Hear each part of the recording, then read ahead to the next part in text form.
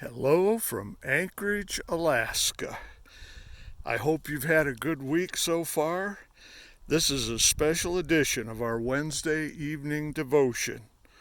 We've not had the resources to do our regular broadcasting this week, so we thought you might like something a little special. This is Glen Alps. This is the Chugach Mountains, just east of Anchorage. We're at a lookout called Glen Alps, and my wife, Pastor DJ, our son, Pastor Charles, and his eldest daughter, our granddaughter Evelyn, have traveled to Nome and Fairbanks and are preparing to leave for home soon, but it's been quite a busy trip. We've seen a lot of beautiful country and wildlife and a lot of old friends, which made me think of today's scripture. It's from Psalm 121. I lift up my eyes to the mountains. Where does my help come from? My help comes from the Lord, the maker of heaven and earth. He will not let your foot slip. He who watches over you will not slumber. Indeed, who watches over Israel will neither slumber nor sleep. The Lord watches over you. The Lord is your shade at your right hand. The sun will not harm you by day, nor the moon by night. The Lord will keep you from all harm. He will watch over your life.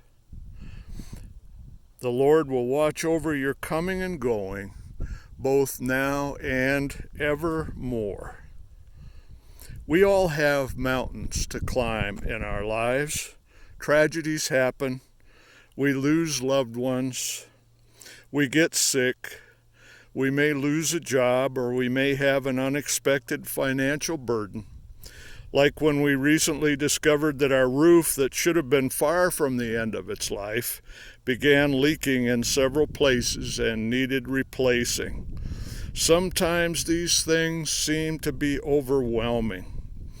Well, it may help you to know that Jesus faced such difficulties during his time living in the flesh here on earth. And I'm not just talking about his trial on the cross.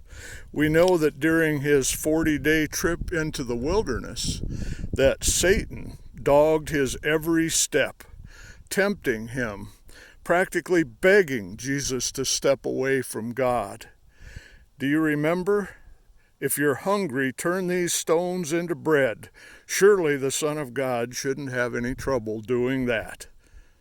And if you're truly the Son of God, prove it. Throw yourself off this cliff and the angels will save you. And finally, Satan took Jesus to a high mountain and said, if you worship me, all that you can see from this mountain will be yours. I will give it to you. Temptation after temptation. Satan even uses scripture to bolster his case. Yet at every turn, Jesus remains faithful to God and fires back at Satan using scriptures of his own.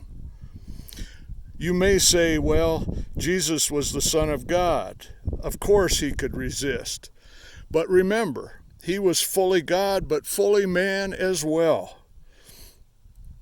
He resisted Satan by looking up into the face of God. He looked to the mountain where God lives. It's called heaven. We can draw strength from God just like Jesus did to help us through those wilderness moments when faced with a mountain to climb. Where does my help come from? My help comes from the Lord, the maker of heaven and earth. You aren't on this journey of life alone. You're not in the wilderness alone. Jesus is with you, and he's only a prayer away. We at Sanctuary are here with you as well. Thank you for joining us for this special remote broadcast. We're planning to resume our regular broadcast next week on Wednesday evening at 7. I hope you'll join us. Until then, may the Lord watch between thee and me while we are absent one from another. I hope you've enjoyed this beautiful scenery as much as we have, and may God light your path until we meet again next Wednesday. Good night and God bless.